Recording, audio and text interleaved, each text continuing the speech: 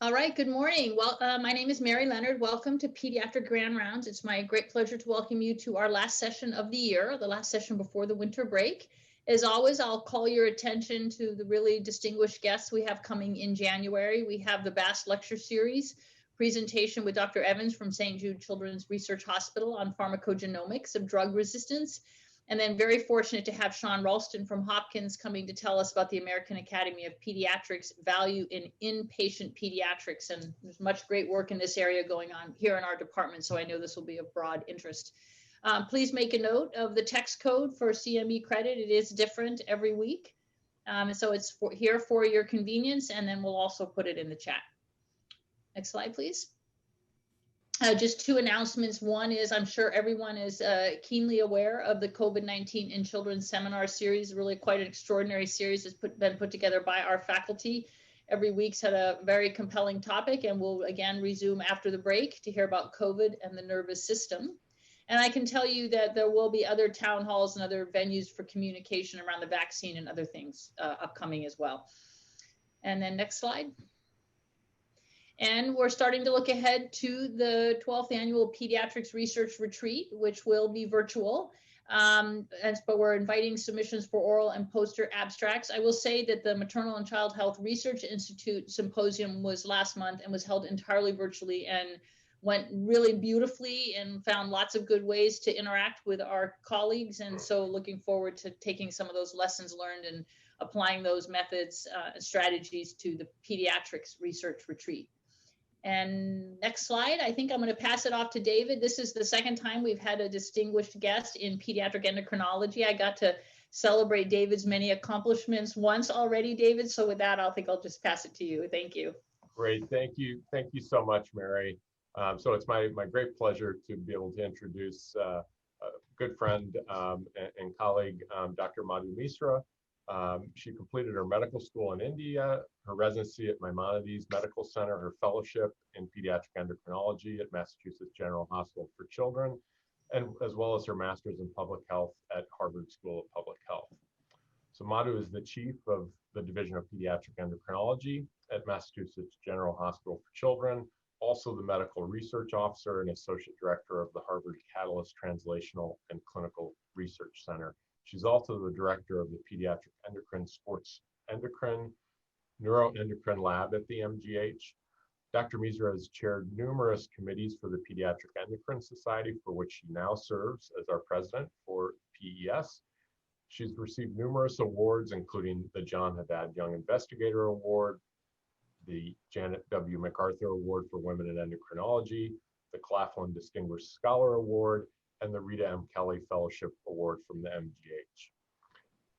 Dr. Misra specializes in neuroendocrine and bone disorders, and she is known for her work on neuroendocrine, metabolic, and bone complications of disorders that span the weight spectrum from anorexia nervosa to the amenorrheic athlete to obesity, as well as autism spectrum disorders.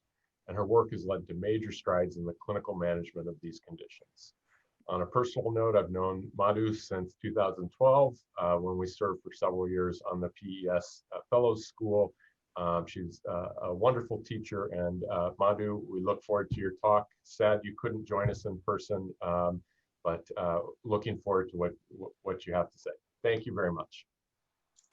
Thank you so much, David. It was nice to reminisce about those days running the Fellow Spring Retreat, and then, I wish I was there in person, but, with the pandemic, of course, everything has changed. So let me share my screen. Do you see this? Yes. Okay, great. So I'll be talking about oligo-amenorrhea in athletes, the consequences and management. And here are some disclosures, none of which are really relevant to the content of the talk today, except that Ipsen makes IGF-1, and I'll be discussing the off-label use of IGF-1, metroleptin, teriparatide, and bisphosphonates. Now, ever since Title IX went into effect in 1972, providing everybody with equal access to any program or activity that receives federal funding, including sports, the sports participation amongst girls in sports activities has increased many-fold, more than 10-fold over this period. And at this time, more than 28 million women participate in running sports in the United States every year. And while we know that sports participation has many, many benefits, we also know that when physical activity is excessive, that can be deleterious to health and can lead to what is referred to as the female athlete triad. So the female athlete triad refers to the triad of low energy availability, menstrual dysfunction, and low bone density. But the triad is really a spectrum with energy availability ranging from optimal to reduced to low, menstrual function ranging from ovulatory eumenorrhea to subclinical menstrual disorders to oligo-amenorrhea, and bone health ranging from optimal to low bone mineral density to frank osteoporosis. What I'd like to do today is to review with you the components of the triad, and I'll focus mostly on low bone density, the mechanisms that lead to low bone density and its management. So starting with energy availability. So this is defined as the difference between energy intake and exercise energy expenditure standardized for fat-free mass.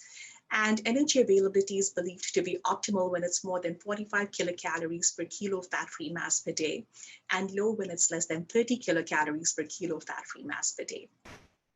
And these numbers come from some very elegant experiments from Anne Laub's group in which the investigators admitted women who were normally menstruating and non-exercisers to a CRC setting and subjected them to different degrees of energy restriction. And in the study, they showed that when energy availability dropped to less than 30 kilocalories per kilo fat-free mass per day, there was a change in the pattern of LH pulsatility that became more profound with further energy restriction. So energy availability is likely to be low when there's a high volume of activity coupled with insufficient dietary intake, leading to a relative energy deficit state. And there are specific kinds of sports activities that are particularly at a risk for low energy availability. And these include endurance sports, so runners, cyclists, swimmers, and rowers. Those who are engaged in leanness sports, so the gymnasts, divers, and ice skaters, and overall individuals that are engaged in sports associated with a lower BMI and higher dietary restraint, which really would apply to all of this. So these would be the situations where there is likely to be a state of energy deficit. So now let's move on to menstrual function. So this is the hypothalamic pituitary gonadal axis. So the hypothalamus secretes gonadotropin-releasing hormone that then stimulates the pulsatile secretion of the gonadotropins, and that in turn leads to the secretion of the gonadal steroids from the gonads. Now, in conditions of low energy availability, there are many endocrine changes that occur that impact GnRH pulsatility deleteriously. And these include higher concentrations of cortisol, ghrelin, PYY, adiponectin, and lower levels of leptin, insulin, IGF-1. And I'll talk more about some of these hormones in my subsequent slides. But with impaired GnRH pulsatility, there is impaired gonadotropin pulsatile secretion and a decreased secretion of the gonadal steroids. Now, we think of these changes as adaptive because reproduction expends a significant amount of energy. And in a state of energy deficit, we really need to conserve energy for the most vital of body functions, and reproduction is not one of these. Now, it's important to recognize that menstrual dysfunction occurs even in exercisers who are normally cycling and eumenorrheic, so having regular periods. And these are data from Mary Jean D'Souza's group showing the proportion of eumenorrheic runners versus sedentary controls who have luteal phase defects and anovulatory cycles. And you can see that a large proportion of these women have menstrual dysfunction, even though they are having regular periods. And at the extreme end of the spectrum of menstrual dysfunction is frank oligo-amenorrhea, or irregular to absent menses. And the prevalence of this depends upon the nature of activity, the intensity, and the nutritional status of the athlete. It is seen in up to 62% of adult and up to 24% of adolescent athletes, depending again upon the nature, intensity of exercise, and nutritional status. Now, the amenorrhea that we see in athletes is functional and it's hypothalamic. And the term functional refers to the absence of any organic pathology. And functional hypothalamic amenorrhea occurs not just in cases of excessive exercise, but it can also occur in conditions of low body weight, such as anorexia nervosa, and conditions of excessive stress. And there is significant overlap that can occur across these three states. In 2017, a group of us got together to write the Endocrine Society guidelines for the diagnosis and the management of functional hypothalamic amenorrhea. And I will be referring to these guidelines several times over the course of the talk today. The diagnosis of functional hypothalamic amenorrhea is one of exclusion, and this is best demonstrated with an example. So this is a 17-year-old young woman who presented to my clinic with a history of multiple stress reactions and fractures involving the distal femur and the tarsal bones. She had menarche at 13 years, so the average age or the typical age at which menarche occurs in girls in the United States is between 12 and 13 years. So this is more or less normal. And but since menarche, she's had only 5 spontaneous menses. She reported that she was a cross-country runner, and her growth charts showed that she had been at a low body weight for height for many years. So those are red flags right away. She also reported significant headaches off and on without a family history of migraine. So her weight was at the 54th percentile, which seems very normal, except that her height was above the 95th percentile, and her body mass index was 18.5 at the 12th percentile and 86% ideal body weight based upon median BMI. So we ideally want the BMI to be more than 18.5 and percent ideal body weight to be more than 90%. So she's kind of borderline for some of these values. She was bradycardic and the blood pressure was fine, and the exam was otherwise quite unremarkable other than some mild hirsutism, and she was fully pubertal. So what would you like to do next for her, and what would the next step be to work her up? So the workup of amenorrhea in athletes does require ruling out other causes of amenorrhea first, and these would include pregnancy, thyroid dysfunction, causes of hypogonadotropic hypogonadism, such as high prolactin levels and isolated and multiple pituitary hormone deficiencies, hypergonadotropic hypogonadism, so conditions of primary ovarian insufficiency, conditions of hyperandrogenism, particularly when there is evidence of clinical hyperandrogenism, so PCOS, adrenal tumors, non-classic congenital adrenal hyperplasia, differences in sex development, and medications that can cause amenorrhea. So the history and the physical exam should take into account this differential diagnosis. For the history, you also want to ask about the volume and the nature of activity and the eating patterns of the individual. And the physical examination should also include a good look at the external genitalia, and particularly the hymen in patients who have primary amenorrhea, to rule out an imperfect hymen where there might be cryptomenorrhea. So the labs, again, are directed at this differential diagnosis. Now, our patient was not pregnant. She had normal thyroid function tests, a normal prolactin. Gonadotropins were in the normal cubital range. There was a pattern of FSH predominance, which we often see in functional hypothalamic amenorrhea. Estradiol levels were low. Testosterone was low normal. Dehydroepiandrosterone was normal. And we didn't do a 17-hydroxyprogesterone for her, given that she had very minimal hirsutism. So what should the next step be? Should we get a morning 17-hydroxyprogesterone? Well, you could, except that it's unlikely to be particularly helpful given the minimal clinical hyperandrogenism. Would it be worthwhile to do a full bimanual pelvic examination to determine what the cause of amenorrhea is? And this is often done in adult women, less commonly in adolescents, particularly if they're not sexually active. The progestin challenge test is a test that we use commonly in secondary amenorrhea. So this is a test where we give oral progestin for 5 to 10 days. And if the uterine endometrium has been exposed to a sufficient amount of estrogen, after the 5 to 10 days of the progestin, a withdrawal bleed should occur in 3 to 4 days. So it really tests the degree of estrogenization of the uterine endometrium. And so it is a reasonable test in secondary amenorrhea after ruling out other causes of amenorrhea. In patients who have primary amenorrhea, we usually do an imaging study first before proceeding with a progestin challenge, although you could also do the progestin challenge as the next step. And for the imaging studies, we usually go with the pelvic ultrasound first, and the pelvic MRI is done eventually if that is deemed necessary. So the Endocrine Society guidelines indicate that in a patient who has suspected functional hypothalamic amenorrhea, it is important to exclude pregnancy, perform a full physical examination, including a gynecological examination to assess for organic etiologies of amenorrhea.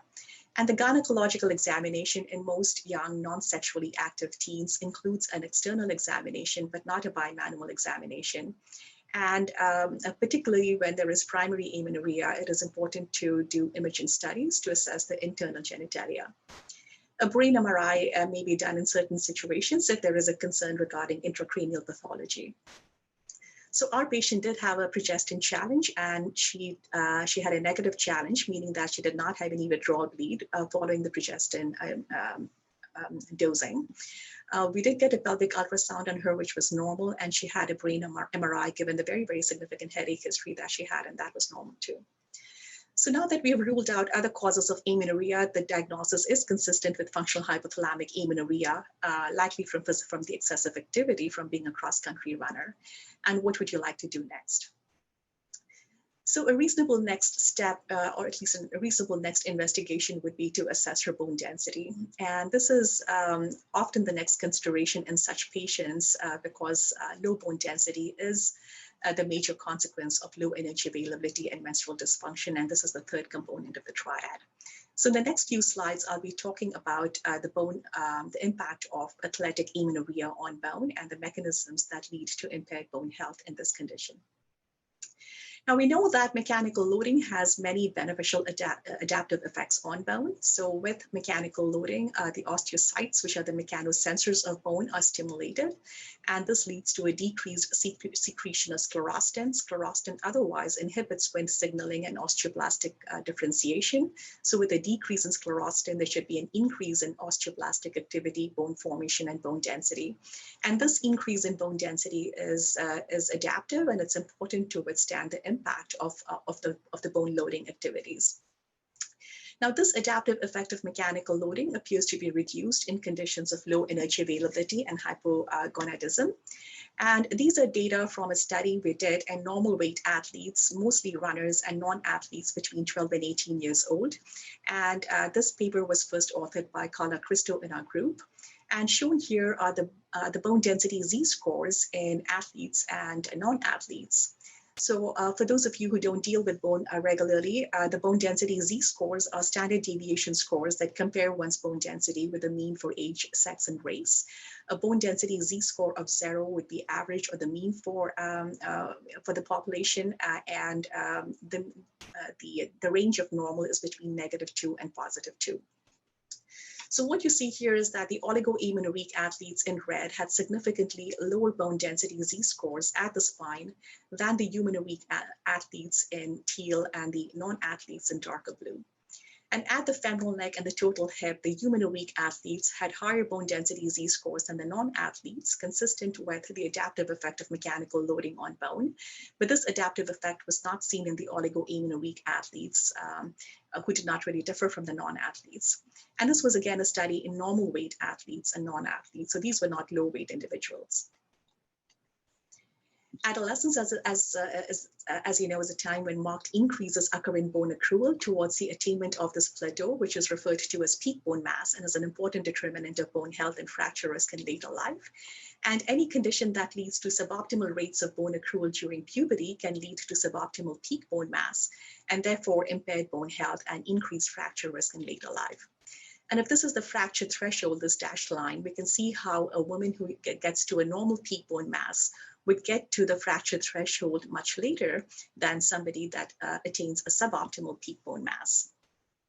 So we have looked at how bone density changes over time in athletes and non-athletes, and this figure shows the change in bone density Z-scores over a year at different sites in the three groups, showing that the eumenoric athletes have a continued increase in bone density Z-scores over time that is not seen in the oligo-amenorrheic athletes, and the difference between the two continues to increase over time. DEXA is the modality that we typically use clinically to assess bone density, and is a reasonable estimate of bone strength, but it does have its disadvantages. For one, it measures areal and not volumetric bone density. So density is mass per unit volume, and bone density should be bone mineral content over bone volume. But DEXA reports bone density as bone mineral content over the cross-sectional area rather than volume of bone, and that's why this is referred to as areal as opposed to volumetric bone density. And areal bone density underestimates bone density in short people and overestimates bone density in tall people. And given that there are certain sports activities that are favored by shorter individuals and others that are favored by taller individuals, it is important to keep this in mind and adjust for height and those at the extremes of height. Also, DEXA does not provide any information about the cortical versus the trabecular compartments of bone, and it doesn't provide information about bone geometry or structure, all of which contribute to bone strength. Now, high-resolution peripheral quantitative computed tomography, or HRPQ-CT, is an instrument, so this is shown here, and it does provide measures of compartmental volumetric as opposed to areal bone density. It provides measures of bone geometry. So when you look at the figures here, you can get the cortical as well as the trabecular cross-sectional area and the cortical thickness. It provides measures of bone microarchitecture, such as cortical porosity. So you can see how much more porous this cortex is versus this cortex, and measures of trabecular connectivity. So the thickness, the separation, and the number of the trabeculae within a voxel of bone. And further, we can use a technique called finite element analysis to derive strength estimates of bone. So this is a technique whereby virtual compressive forces are applied to virtual reconstructions of bone from HRPQ-CT images to assess the breaking strain. And the common sites for assessment of bone using HRPQ-CT are the distal radius, which is a site of non-weight-bearing bone, and the distal tibia, a site of weight-bearing bone. So here are some data for the impact of athletic amenorrhea on FEA measures of bone strength. And this paper was first authored by Kate Ackerman in our group. So at the distal tibia, a site of weight-bearing bone, the humano-weak athletes had significantly higher bone stiffness, a measure of bone strength, than the non-athletes, again consistent with the adaptive effect of mechanical loading on bone, but this effect was not seen in the oligo-amenorrheic athletes. And at the distal radius, a site of non-weight-bearing bone, the oligo-amenorrheic athletes had lower bone strength estimates than the non-athletes, with the humano-weak athletes being in between. Now, this translates to an increased risk of fracture, and this figure shows the prevalence of all fractures, and particularly stress fractures, in the oligo-amenorrheic athletes compared to the other two groups, showing that the oligo-amenorrheic athletes have a significantly higher prevalence of these fractures than the other two groups. Now, there are many factors that contribute to impaired bone health in athletes with amenorrhea. So there is undernutrition, hypogonadism, a state of growth hormone resistance, relatively high cortisol levels, alterations in many appetite regulating hormones, and also in other hormones that I'll not have the time to talk about today. With regards to calcium and vitamin D intake, at least in our studies, this has been shown to be quite sufficient in amenorrheic athletes because of an increased use of supplements. And at least in our studies, a deficiency of calcium or vitamin D has not been shown to be an important driver of the impaired bone health that we see. So in the subsequent slides, I'll be going over these mechanisms, and I'll be talking mostly about amenorrheic athletes, but where data are sparse in athletes, I will show data from adolescents with anorexia nervosa, given that this is also a state of low energy availability, and given the significant overlap in these conditions. Now, nutritional status is critical in terms of driving bone health. Body mass index and lean body mass are both important and consistent positive determinants of bone density and strength at multiple sites. And this really speaks to the role of improving energy availability and normalizing body weight where this is low. What we have shown is that in low weight girls, as body weight increases, the increase in lean body mass is one of the strongest predictors of the improvement in bone density over time. Moving on to hypogonadism. So estrogen inhibits osteoclast-induced bone resorption by increasing osteoprogesterone and decreasing rank ligand secretion by osteoblasts. It may also have an impact on bone formation by inhibiting the secretion of sclerostin and PREF1 or pre-adipocyte factor 1, which otherwise would inhibit osteoblast activity. And our studies and those of others have shown that the duration of amenorrhea in both anorexia nervosa and in athletes with amenorrhea predicts the extent of bone loss. So the longer the duration of estrogen deficiency, the greater the severity of bone loss, speaking to the role of estrogen replacement. Now, women also make testosterone, and the effects of testosterone on bone are mediated via its aromatization to estradiol, but testosterone also has direct bone anabolic and anti-resorptive effects. Now, with regards to the growth hormone IGF-1 axis, so this is the pituitary gland, which secretes growth hormone that then stimulates the liver to make insulin-like growth factor 1, and also stimulates IGF-1 secretion at the level of bone. And growth hormone, through its direct effects and its IGF-1 mediated effects, is bone anabolic. Now, we have shown in girls with anorexia nervosa, shown here in red versus controls in yellow, and in blue, excuse me, that the girls with anorexia nervosa have significantly higher growth hormone concentrations than the controls when measured overnight by frequent sampling every 30 minutes. And we think of this increase in growth hormone in girls with anorexia nervosa or in conditions of low energy availability overall as adaptive. So growth hormone is gluconeogenic, and an increase in a gluconeogenic hormone would be an appropriate adaptive mechanism to maintain euglycemia in a condition where there is low energy availability and a tendency towards hypoglycemia. But despite the significantly higher mean growth hormone concentrations in girls with anorexia nervosa, these girls have significantly lower IGF-1 levels than controls. And this suggests that there is a resistance to growth hormone effects at the level of the liver that is nutritionally acquired. And similarly, we have shown that amenorrheic athletes have significantly lower IGF-1 levels than the non-athletes, with the eumenorrheic athletes being in between.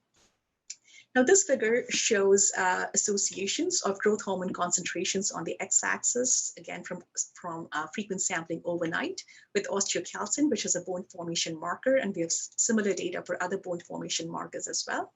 And we see that the healthy controls in blue show the expected positive association between growth hormone and osteocalcin, such that as growth hormone goes up, levels of this bone formation marker go up, consistent with growth hormone being bone anabolic. But this association is completely lost in the girls with anorexia nervosa in red, despite their significantly higher growth hormone concentrations. And this suggests that there's also a resistance to growth hormone at the level of the liver in conditions of low energy availability. Now, low IGF-1 levels are also very predictive of low bone density measures, and low IGF-1 has a deleterious effect on ovarian function. And so this suggests that there might be a role for IGF-1 replacement when this is low in conditions of low energy availability. And here's the hypothalamic pituitary adrenal axis. The hypothalamus secretes corticotropin-releasing hormone that then stimulates the secretion of ACTH from the pituitary gland. That in turn leads to an increased secretion of cortisol from the adrenal glands. And high levels of cortisol have multiple deleterious effects on bone. And we have shown in amenorrheic athletes, shown in red here, that cortisol area under the curve, and again, this is from frequent sampling overnight with cortisol measured every 20 minutes, that the amenorrheic athletes have significantly higher cortisol concentrations than the eumenorrheic athletes and the non-athletes. And similar to the increase in growth hormone, we think of these higher cortisol concentrations as adaptive, because like growth hormone, cortisol is gluconeogenic. And again, an increase in the gluconeogenic hormone should help maintain euglycemia in a condition that is prone to hypoglycemia. Further, we know that high cortisol levels suppress gonadotropin-releasing hormone secretion, and in our studies, we showed a very strong inverse association between cortisol area under the curve and LH area under the curve, and this is from frequent sampling overnight with LH measured every 10 minutes. High cortisol levels are also associated with lower bone density in conditions of low energy availability, and the best way to normalize cortisol is really to normalize the energy status and to gain weight in those who are low weight. Moving on to the appetite regulating hormones, I'll be talking about 3 of those: leptin, ghrelin, and PYY. So leptin is a hormone that is made by adipocytes that inhibits appetite. PYY is made in the distal gut in response to food intake and is also anorexigenic and inhibits appetite. and ghrelin, which is made by the fundus of the stomach, stimulates appetite. Now, all three hormones have an impact on bone. PYY inhibits osteoblastic activity and therefore bone formation, while ghrelin and leptin are bone anabolic, leptin particularly when it comes to appendicular bone. And so we have looked at these hormones in athletes and non-athletes, and this paper was first authored by Carla Cristo. And we've shown that amino-weak athletes have lower levels of leptin and higher concentrations of ghrelin and PYY than humano-weak athletes and non-athletes.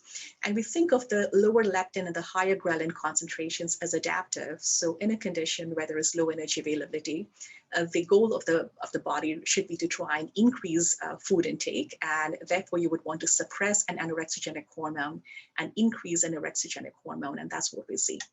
What we don't understand is why PYY, which is anorexigenic and should be low in conditions of energy deficit, is high in amenorrheic athletes, and it's also high in girls with anorexia nervosa. Now, all these hormones impact the hypothalamic pituitary gonadal axis. So this axis is inhibited by high concentrations of ghrelin and PYY and with low levels of leptin. And these figures show the inverse association of ghrelin and the positive association of leptin with LH pulse characteristics. So the higher the ghrelin pulse mass and the lower the leptin pulse mass, the lower the LH pulse mass. With regards to the impact on bone, I've told you that ghrelin is bone anabolic, and in our studies, we have shown positive associations of ghrelin concentrations with bone density in healthy controls, but not in conditions of low energy availability, suggesting a state of ghrelin resistance in these states. Leptin is bone anabolic, and our studies have, and those of others, have shown positive associations of leptin with bone density, suggesting a role for leptin replacement, and I'll come back to this later. PYY inhibits bone formation, and here are some inverse correlations of PYY with bone formation markers in girls with anorexia nervosa. And PYY has also been shown to be inversely associated with bone density, suggesting a role for a PYY antagonist, except that we don't have a PYY antagonist at this time. So to summarize the data for this section of the talk, low bone density is prevalent in oligo-amenorrheic athletes and is associated with a higher risk of fractures, particularly stress fracture. And there are certain kinds of athletic activities that increase the risk of low energy availability, hypogonadism, and low bone density. And the mechanisms of low bone density include reduced BMI, lean body mass, hypogonadism, low levels of IGF-1 and leptin, higher concentrations of cortisol and PYY than seen in controls. And again, other hormonal changes that I haven't had a chance to talk about today, such as low levels of insulin, amylin, and oxytocin, and high concentrations of adiponectin. So what do we do about this? How do we assess bone density, or when do we assess bone density, and how do we treat low bone density? So the Endocrine Society guidelines say that a baseline bone density measurement by DEXA should be obtained in any adolescent or woman who has 6 or more months of amenorrhea, or even earlier if there is a history or suspicion of severe nutritional deficiency or of skeletal fragility. And the sites for assessment of bone density are the spine and the whole body less head in children and adolescents, and the spine and the hip for adults. Now, in adolescents who are 17 years old or so, we usually, at least I usually, get a spine and hip, only because that provides with better comparison going forward into adulthood. Now, what is low bone density in an athlete? So the International Society of Clinical Densitometry defines low bone density as a Z-score of less than -2. But the question is whether this cutoff holds for athletes who are engaged in weight-bearing sports. So I've told you that mechanical loading should lead to an increase in bone density above average to withstand the impact of the increased bone loading. I've also shown you that humano-weak athletes have higher bone density than non-athletes. And there are data from Michel Barak and others that in runners, a bone density Z-score of less than -1 is predictive of stress fractures. And so the Female Athlete Triad Coalition has indicated that for runners, a bone density Z-score of less than -1 should be considered low and not -2. So we obtained bone density measures in our patient, and she had really low bone density Z-scores of -4.7 at the spine and -2.4 at the hip.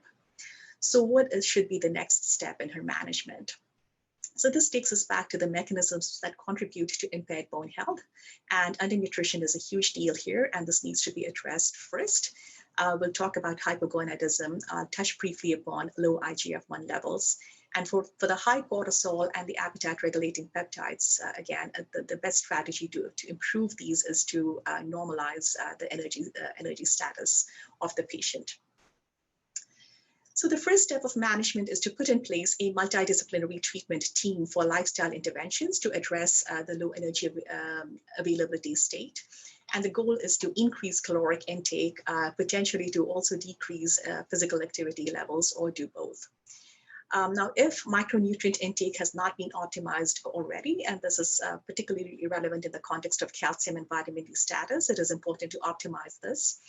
It is critical to maintain the 25 hydroxy D levels in the normal range, and to be sure that the athlete is consuming at least the recommended dietary allowance for calcium and for vitamin D. Now, the treatment team of an amenorrheic adolescent athlete is quite large and should include, there's always the physician, of course, but should include a dietitian. And if you have a sports dietitian, that's even better. And this dietitian is essential to assess the energy status of the athlete and to help modify dietary habits to try and ensure adequate energy availability and improvement in weight if the patient is of low weight. It is very important to have buy-in from the parent and the athletic trainer or coach. The parent, because this is the individual who's going to monitor day-to-day adherence to your recommendations, participation in treatment, and communicate any deviations from treatment to other caregivers. The athletic trainer can be integral in supporting the athlete's recovery and monitoring training modifications and exercise performance. And in athletes who have disordered eating behaviors, and particularly eating disorders, a mental health professional is very helpful. And there are psychotherapy techniques, including a cognitive behavioral therapy and family-based therapy, that have been shown to be very helpful. So when we're aiming for weight gain in a low weight individual, the goal should be to aim for a weight above that at which menses were lost. And Neville Golden did this really nice study way back in the 1990s, where he showed that at the time of menses recovery, girls with anorexia nervosa on an average had a body weight that was about 2 kilograms greater than that at which menses were lost. The average body weight at menses recovery was about 91% of ideal body weight, but we can see that there was significant variability in this number. And this suggests that rather than having a specific set point for everybody at which menses resumption would be expected, every individual likely has her own set point at which menses recovery will occur. The study also showed that it can take 6 to 12 months of being at more than 90% ideal body weight before menses resume. And so patience is often necessary as patients get towards a recovery. But in patients who have persistent amenorrhea, despite being at a healthy weight for many months, one should consider other causes of amenorrhea, such as persistent emotional stress, or even underlying PCOS, or some of the other conditions I talked about earlier. Now, this figure shows the change in lumbar bone density over 12 months in healthy controls in blue, girls with anorexia nervosa who gain weight and resume menses in green, and those who don't in red. So the healthy controls here have the expected increase in bone density over this period, and the girls with anorexia nervosa who gain weight and resume menses do better than those who don't. They don't quite get to the healthy control level, but still this is an improvement over the trajectory seen in those who don't gain weight and resume menses. So again, this is very important. Now, our patient had a treatment team put in place. We optimized her vitamin D status, and with the treatment team and their recommendations, she did reasonably well. She increased her weight by 8 pounds. She was now 91% ideal body weight, still below 100% ideal body weight. But over these 6 months, she remained amenorrheic, and then she had another stress fracture. So what, if any, other treatment would you like to consider, and is this time to consider estrogen replacement? So the Endocrine Society guidelines indicate that after 6 to 12 months of non-pharmacological treatment and further exercise restriction, one should consider estrogen replacement therapy. And what does this look like? So how about birth control pills? So overall data suggests that birth control pills are not very effective in improving bone density in conditions of low energy availability. This is one such study. This was a 12-month RCT of an oral contraceptive pill shown in green versus placebo in red in girls with anorexia nervosa between 11 and 17 years old. And the figure shows figures show the change in bone density at the spine and at the hip in the two groups, showing that the birth control pill really did not have a significant effect on bone density compared to placebo. Now, this lack of efficacy of oral estrogen progesterone when it comes to bone density changes has been attributed to the IGF-1 suppressive effect of oral estrogen because of hepatic first pass metabolism. And this is relevant because IGF-1 is bone anabolic, and particularly during the adolescent years, IGF-1 levels go up significantly during puberty. And this is a key contributor to the increased bone accrual that we see during puberty. So if that is so, is there a way to give estrogen that is not IGF-1 suppressive? And we know that when estrogen is given by the transdermal route, it does not suppress IGF-1. And so we then did a study in which we randomized girls with anorexia nervosa between 12 and 18 years old to transdermal estrogen given with cyclic oral progestins, that's shown with the green bars here, versus placebo patches and placebo pills in red. And we also followed normal weight controls over the study duration without any intervention. And the figure shows the % change in spine bone density over 6, 12, and 18 months of the study in the three groups, showing that the girls with anorexia nervosa who were randomized to the estrogen patch with cyclic progestin had a significant increase in bone density z-scores compared to placebo to approximate the bone accrual rates seen in the healthy controls. And we had similar data for hip bone density. And this really was a first study in adolescents that showed that estrogen could be given via a route that would help improve bone density in an RCT. So that was great, but then we didn't really have a head-to-head comparison of the patch versus the pill in that study. And so we were challenged by some investigators. And so we followed that study with this 12-month RCT in amenorrheic athletes between 14 to 25 years old, in which we randomized these women to the transdermal estrogen patch given continuously with a cyclic oral progestin pill, shown in blue here, versus an oral estrogen progesterone combination pill shown in yellow versus no estrogen in red. And the figure shows a % change in bone density assessed by DEXA at the different sites. And as you can see, the patch group in blue compared to the pill group in yellow had a significant increase in spine, femoral neck, and hip bone density measures. And the patch compared to the no estrogen group had a significant increase in spine and femoral neck bone density measures.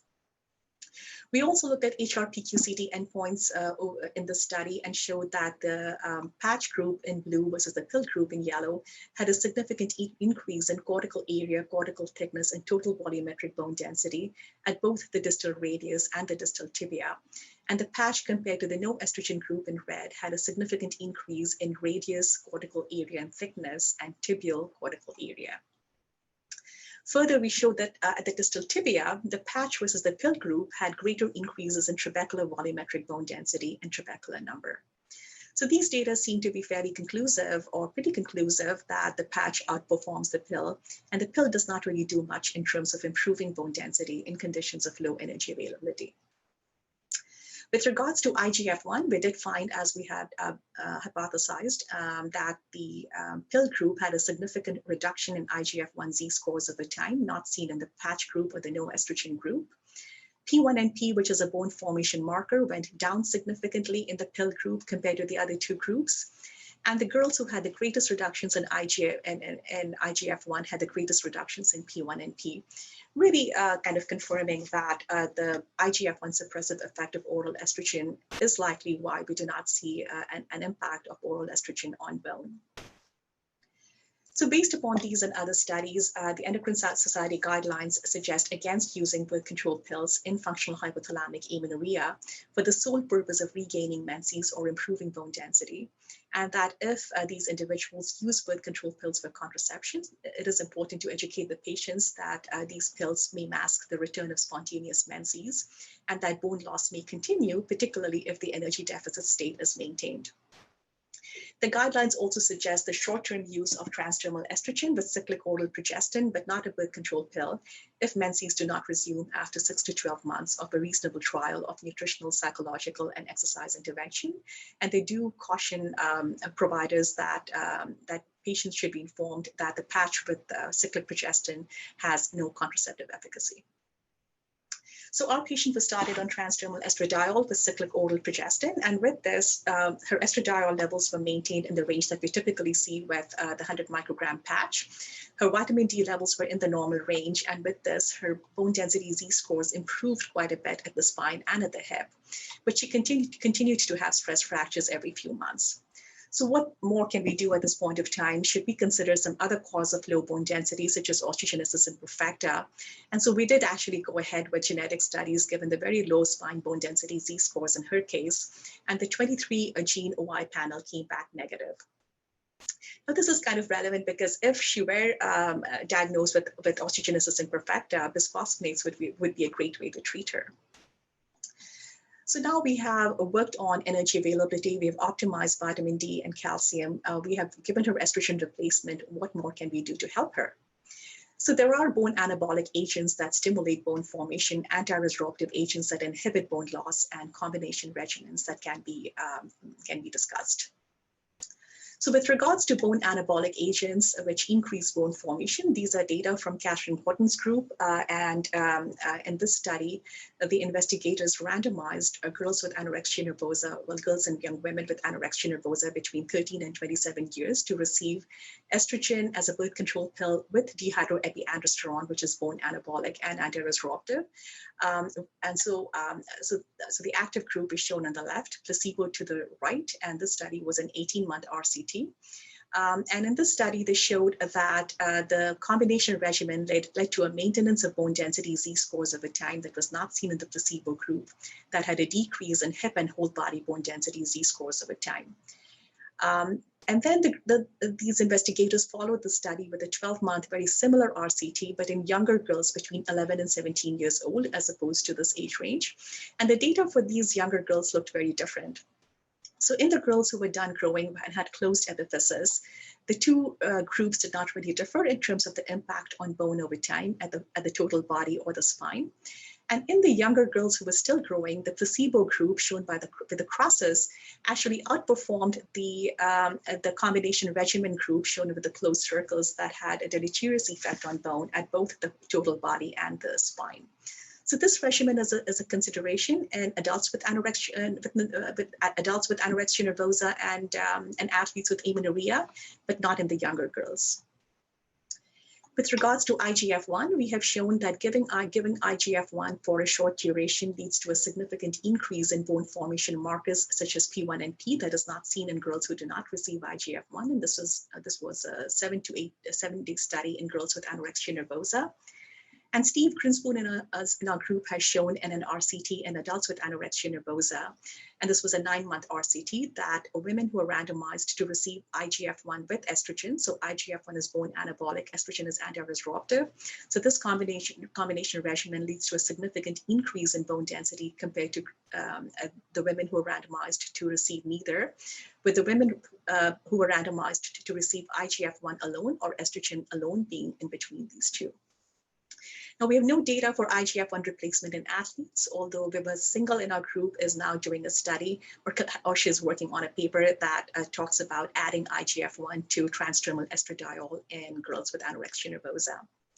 With regards to leptin, this is bone anabolic, and in a study of leptin versus placebo in adults with functional hypothalamic amenorrhea, Corinne Welt and others showed that bone formation markers went up, so there was an increase in bone formation, but leptin is anorexigenic, and in this study, the women who received active leptin had a significant decrease in body weight compared to those who received placebo. And this is, of course, not something that we want to see in this population.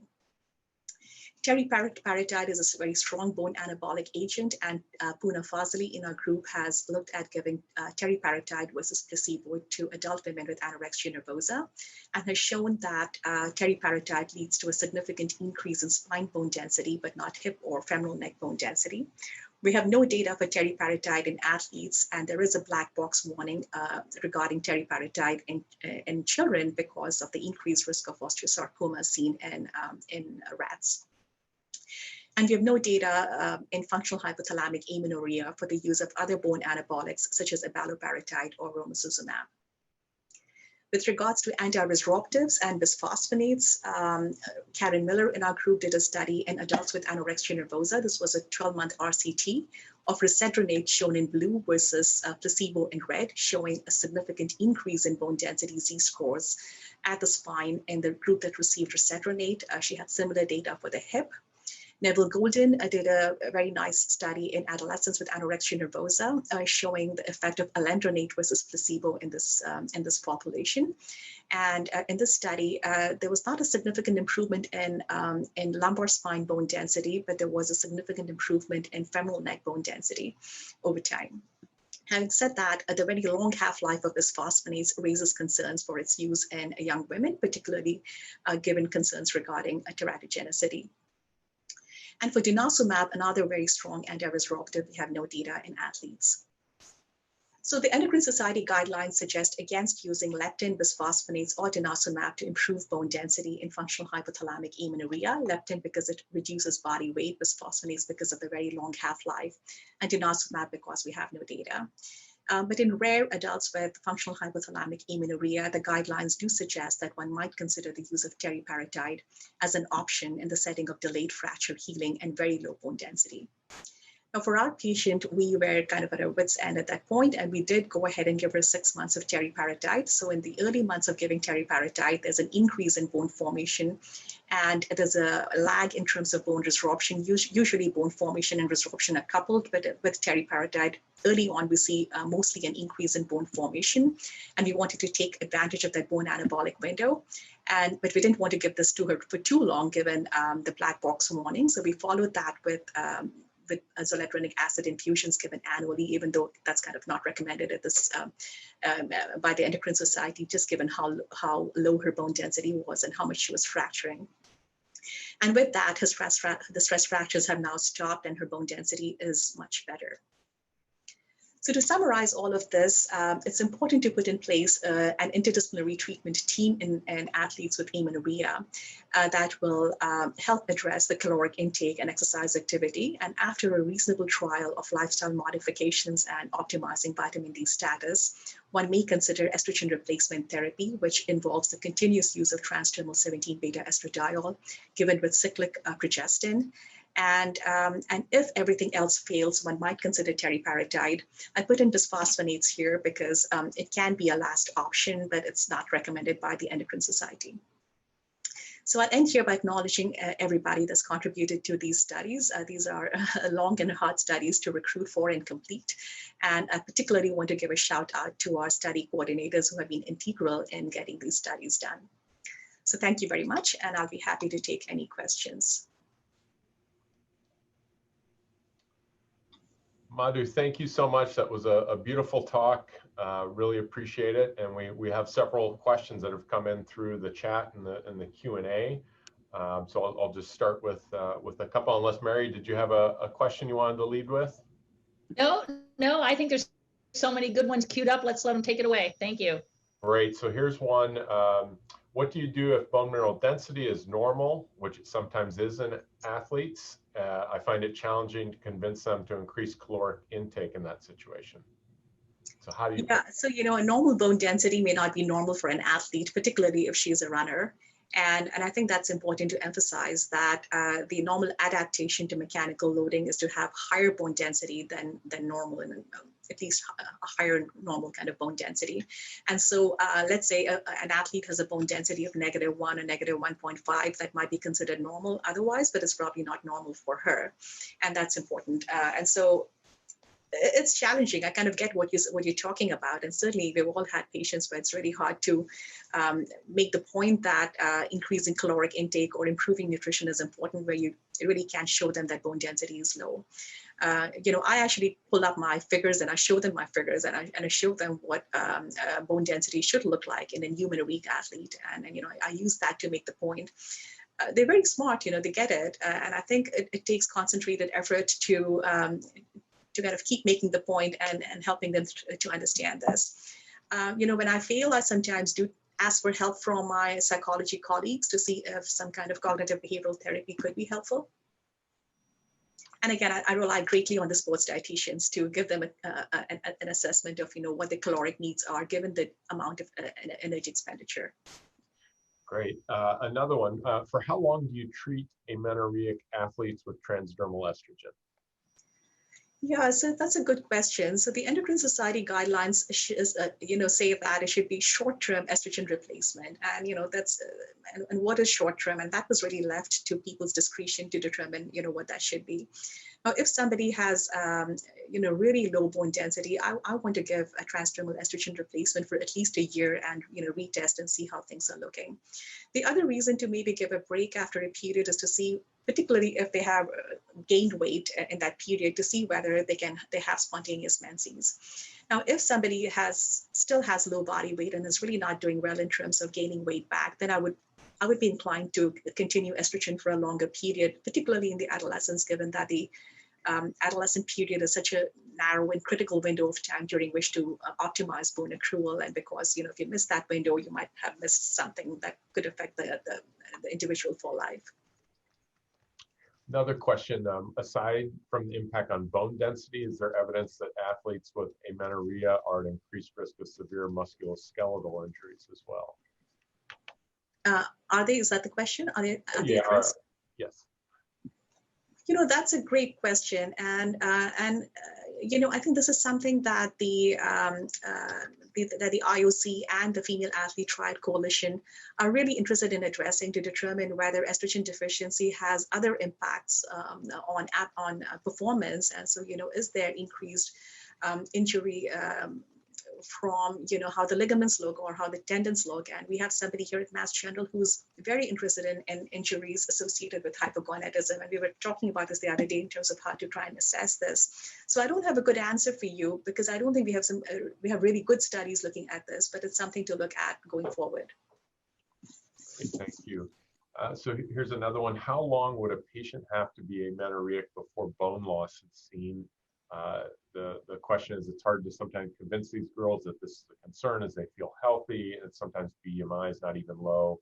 If greater than 1 year of amenorrhea, will the teen girl ever recover, or is the loss permanent even with recovery of weight and menses? Yeah, so that's again a great question. So certainly in the low weight girls with amenorrhea, even 6 months of amenorrhea has been shown to be deleterious to bone health. So, and in the normal weight girls, it's a little harder to tell, but certainly 6 to 12 months of amenorrhea should be enough to start seeing an impact on bone. Great. And here's one on HRP QCT and how is that affected by pre-existing fractures prior to puberty or onset of secondary amenorrhea at sites like wrist or ankle? We usually don't use, when we perform HRP-QCT assessments, we use a non-dominant arm and leg. And if that is a site of fracture, we avoid that site and we use the opposite site.